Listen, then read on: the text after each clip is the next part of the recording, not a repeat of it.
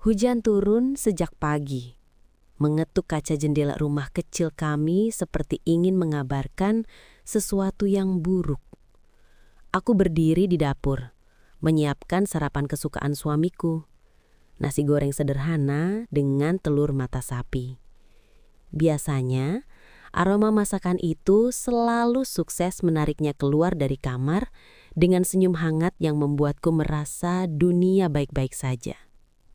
Tapi pagi itu berbeda. Suamiku, Arga, sejak tadi hanya duduk di tepi ranjang sambil menatap layar ponselnya. Jari-jarinya bergerak cepat, senyum kecil muncul di sudut bibirnya. Senyum yang asing, bukan senyum yang biasanya dia berikan padaku. Aku mencoba tetap tenang. "Ayah, sarapan dulu," panggilku lembut. Dia tersentak, cepat-cepat mengunci ponselnya. "Iya, bentar." Suara itu tergesa, seperti orang yang tertangkap basah melakukan sesuatu. Aku menatapnya tanpa berkata apa-apa. Perasaanku seperti ditarik kedua arah, antara percaya bahwa semuanya baik-baik saja, atau mulai mengakui ada yang berubah, dan aku takut mengakuinya. Saat kami duduk di meja makan, Arga makan tanpa menatapku. Matanya terus-terusan melirik ponsel yang ia taruh di samping piring. Setiap kali layar menyala, dia buru-buru mematikannya. Ada pesan masuk.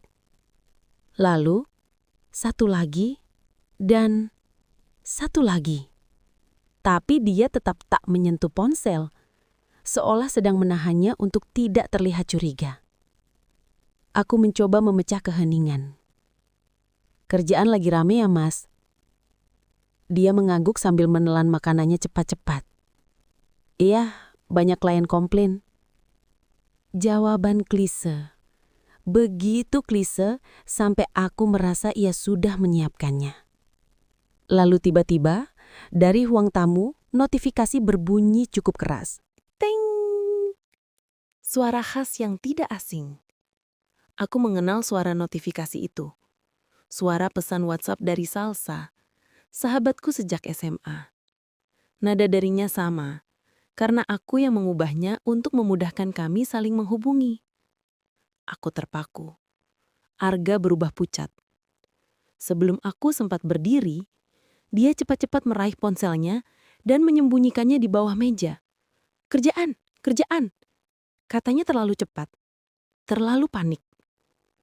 Jantungku berdebar keras, bukan karena marah, tapi karena ketakutan yang tiba-tiba menusuk. Aku mencoba menenangkan diri. Ini pasti cuma kebetulan. Salsa sering konsultasi soal pekerjaannya denganku, tapi tidak pernah dengan Arga. Lalu Arga menunjuk jam dinding. "Aku harus berangkat duluan, ada meeting pagi." Padahal, biasanya dia yang menunggu aku siap. Lalu kami berangkat bersama. Sekarang dia pergi bahkan tanpa menatapku, tanpa cium kening seperti biasanya. Setelah pintu tertutup, aku berdiri lama di ruang tamu, memandangi pintu yang baru saja ia lewati. Rasanya seperti ada bagian dari rumah ini, bagian dari hidupku, yang pergi bersama langkahnya. Aku kembali ke dapur dan duduk sendirian, meremas ujung apron yang kupakai. Dalam hati, aku berdoa keras-keras. "Tolong, jangan biarkan aku benar. Jangan biarkan dugaanku benar." Tapi entah kenapa, untuk pertama kalinya sejak kami menikah, keheningan rumah terasa menakutkan. Terasa seperti ada rahasia besar yang bersembunyi di baliknya. Dan rahasia itu menunggu momen untuk menghancurkanku. Malam itu, rumah terasa berbeda. Hening, tapi bukan hening yang menenangkan. Lebih seperti hening yang menelan suara dan menyisakan kegelisahan yang menggantung di udara. Aku baru selesai menidurkan Raya, anakku, ketika ku dengar notifikasi ponsel suamiku berbunyi dari ruang tamu. Biasanya, dia akan langsung meraih ponselnya seperti refleks. Tapi kali ini, dia tidak bergerak. Ia justru terlihat gugup, seperti orang yang ketahuan berbohong di tengah kalimat. "Mas, ada pesan tuh," kataku sambil tersenyum kecil, mencoba bersikap biasa. "Ah, itu cuma grup kantor," jawabnya cepat, terlalu cepat, tanpa menoleh. Aku diam, tapi hatiku mengerut sedikit. Dari dulu, dia tidak pernah membohongiku, bahkan untuk hal sepele. Jadi, ketika kebohongan kecil muncul, tanda itu terasa seperti jarum menusuk kulit tipis. Beberapa hari setelahnya, perubahan-perubahan kecil mulai muncul. Ia pulang lebih malam dari biasanya. Ia sering mandi begitu sampai rumah. Hal yang tidak pernah ia lakukan sebelumnya, kecuali habis olahraga. Ia mulai meletakkan ponselnya menghadap ke bawah. Dan yang paling aneh, ia menjadi terlalu baik, terlalu lembut, terlalu perhatian. Seolah sedang menebus sesuatu yang belum sempat ia akui. "Mas, kok sekarang sering pulang malam?" tanyaku suatu malam sambil menyiapkan makan. "Proyek kantor lagi banyak, deadline kacau," katanya tanpa menatapku.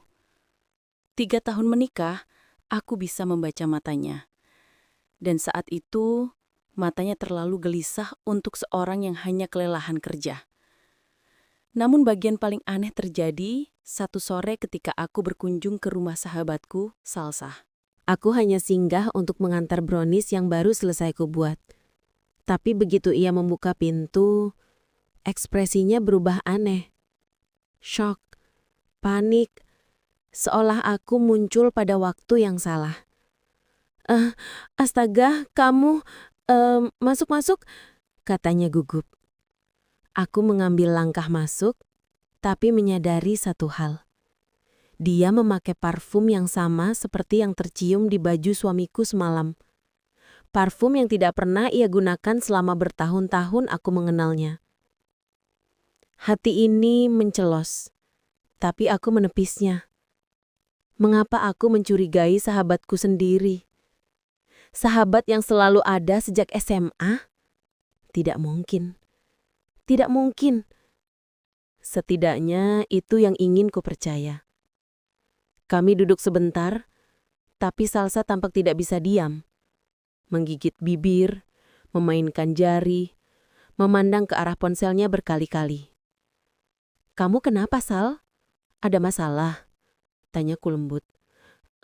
Enggak kok, cuma capek aja," jawabnya kaku. Tanpa sadar aku menatap ponselnya. Ada satu notifikasi WhatsApp baru. Dari kontak bernama A Bintang. Awalnya aku tidak curiga, banyak orang berinisial A. Tapi yang membuatku limbung adalah latar foto profilnya. Siluet pria memakai kemeja biru gelap. Persis seperti kemeja yang suamiku sering pakai ke kantor.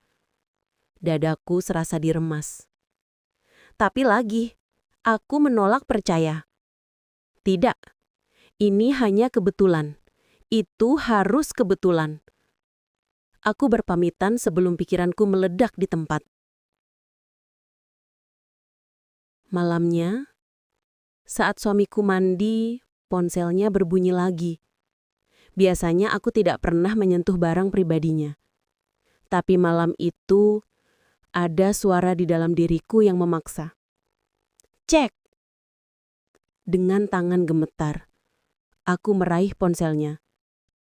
Layar terkunci, tapi notifikasi di atas masih tampil. "Salsa, sudah sampai rumah? Hati-hati, jangan lupa hapus chat tadi." Dunia seolah berhenti.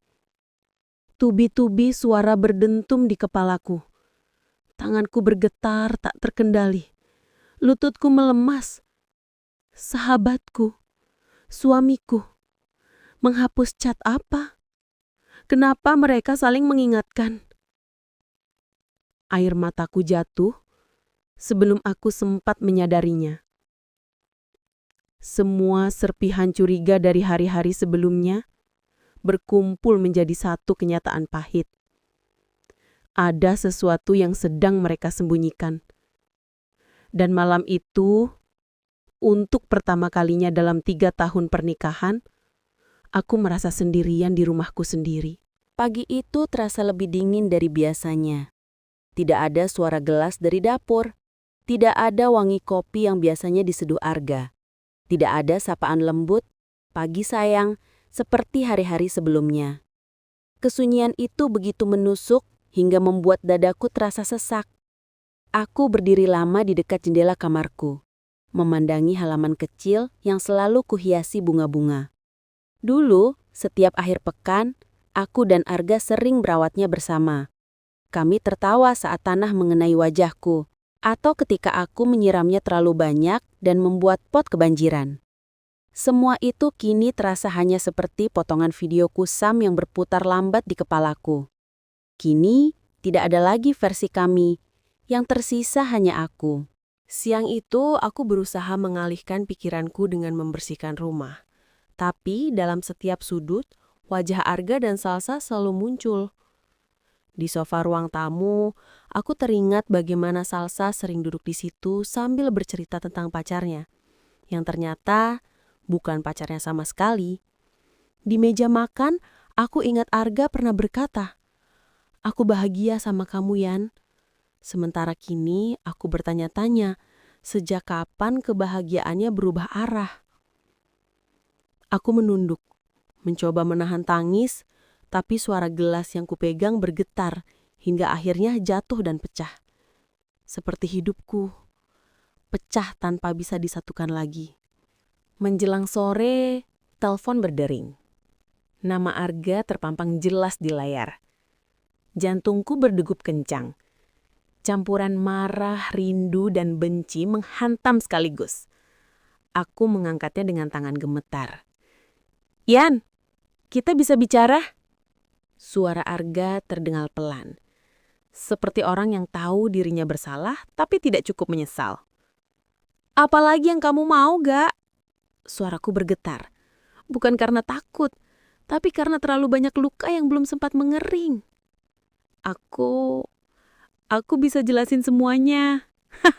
Jelaskan apa? Pengkhianatan? Kebohongan? Atau cara kamu tidur dengan sahabatku sendiri? Hening. Hening yang lama. Hening yang terasa seperti siksaan. "Aku salah," katanya akhirnya. "Tapi semuanya gak sesederhana itu. Gak sederhana. Kamu menghancurkan 2 orang sekaligus. Aku dan orang yang kamu bilang kamu cintai lebih dari keluarga sendiri." Suara Arga terdengar patah. "Yan, aku bingung. Aku sayang sama kamu. Tapi aku juga ada perasaan ke Salsa." Perutku seperti ditusuk. Kalimat itu menghantam jauh lebih keras dari pengakuannya semalam. "Sudah cukup gak? Kamu bahkan gak sadar seberapa jahat kata-kata kamu barusan. Aku hanya ingin jujur. Kejujuran kamu datangnya terlambat. Terlalu terlambat." Aku memutus telepon sebelum tangisku pecah lebih dalam. Aku terjatuh berlutut, memegangi dada yang terasa sesak seolah dunia mengecil dan aku tersisa sendirian di ruang gelap tanpa jalan keluar. Malam itu, aku duduk di ruang tamu tanpa menyalakan lampu. Keheningan yang menakutkan justru membuatku semakin bersuara di dalam pikiran. Apakah aku kurang baik? Kurang cantik? Kurang perhatian? Apa Salsa lebih segalanya dariku? Apa Arga pernah benar-benar mencintaiku? Atau aku hanya tempat mampir sebelum ia menemukan yang lain? Semua pertanyaan itu menamparku tanpa belas kasihan. Di tengah isak, aku meraih album foto yang kusimpan di lemari. Foto-foto pernikahan kami menatapku. Senyum kami, harapan kami, kehidupan yang kami impikan. Semua itu terasa seperti lelucon kejam sekarang. Aku menutupi wajahku, menangis dalam diam. Untuk pertama kalinya dalam hidupku, Aku merasa kehilangan bukan hanya suami, tapi juga diriku sendiri. Setelah Arga mengakui semuanya, suasana rumah berubah menjadi hening. Tapi bukan hening yang menenangkan, hening yang mengiris. Hening yang membuat setiap detik terasa seperti pisau yang menembus dada. Arga duduk di sofa, wajahnya menunduk, tangan saling menggenggam gelisah. Sementara aku berdiri beberapa langkah darinya, tubuhku gemetar tapi bukan karena dingin, tapi karena campuran marah, kecewa, dan patah hati yang sulit kujelaskan. Aku menatapnya lama, sangat lama, sampai dia akhirnya mencoba bicara. Sayang, jangan panggil aku itu. Kata-kataku keluar begitu cepat, tercekat, hampir seperti teriakan tapi tertahan oleh tangis. Arga terdiam. Dia menelan ludah, lalu kembali membuka suara. Lebih pelan. Aku salah. Aku bodoh. Aku terjebak. Salsa datang di saat aku lagi banyak tekanan kerja. Aku gak kuat. Aku tertawa. Tawa getir yang justru membuat dada sendiri semakin sesak. Jadi itu alasan kamu. Kamu selingkuh karena kamu capek. Aku melangkah mendekat, menatap langsung ke matanya. Kamu bilang Salsa ada buat kamu. Salsa yang setiap hari aku belain. Yang ku bantu waktu dia gak punya siapa-siapa. Yang aku anggap seperti saudara sendiri. Arga terdiam. Tidak ada jawaban. Tidak ada pembelaan. Dan justru itu yang paling menyakitkan. Diamnya adalah pengakuan. Aku lalu berbalik menuju kamar. Tapi langkahku terhenti ketika melihat foto-foto pernikahan kami di dinding. Wajahku yang tersenyum bahagia, tangan Arga menggenggam tanganku. Aku berjongkok, menangis tanpa suara. Kenapa harus dia? Aku hampir berbisik. Dari semua orang di dunia, kenapa sahabatku sendiri? Arga perlahan mendekat. Aku siap berubah. Aku siap perbaiki semuanya. Tolong, beri aku kesempatan. Kesempatan. Kata itu seperti tamparan keras. Sementara aku bahkan belum mampu bernafas tanpa merasa sesak. Aku berdiri lagi, menahan air mata. Kalau kamu benar-benar menyesal, tunjukkan. Arga mengangguk perlahan. Apapun yang kamu minta, aku lakukan. Aku mau kamu jujur soal semuanya, dari awal sampai akhir. Dan besok, kamu ikut aku menemui Salsa. Wajah Arga langsung kaku. Matanya membesar seperti sedang melihat sesuatu yang menakutkan. Aku? Menemui Salsa? Kamu yakin? Aku mengangguk. Aku harus dengar langsung dari mulutnya. Aku gak mau ada kebohongan lagi. Arga menatapku. Penuh ragu. Tapi akhirnya dia menghela nafas dan mengangguk pelan. Baik. Kalau itu yang kamu mau. Aku masuk kamar tanpa berkata apa-apa lagi. Arga tidur di ruang tamu malam itu. Bukan karena aku menyuruhnya, tapi karena dia tidak berani masuk. Aku duduk di tepi tempat tidur, memeluk bantal, memandang jendela yang gelap. Semua kenangan antara aku dan Salsa berputar di kepalaku seperti mimpi buruk. Bagaimana dulu aku membelanya, mengantarnya ke dokter saat dia sakit, mengajaknya tinggal bersamaku ketika dia putus dari pacarnya. Bagaimana dia memanggilku sister sambil tertawa. Ternyata, di balik semua itu, dia menancapkan pisau paling dalam di punggungku. Air mataku turun lagi. Lebih deras. Apa semuanya cuma pura-pura?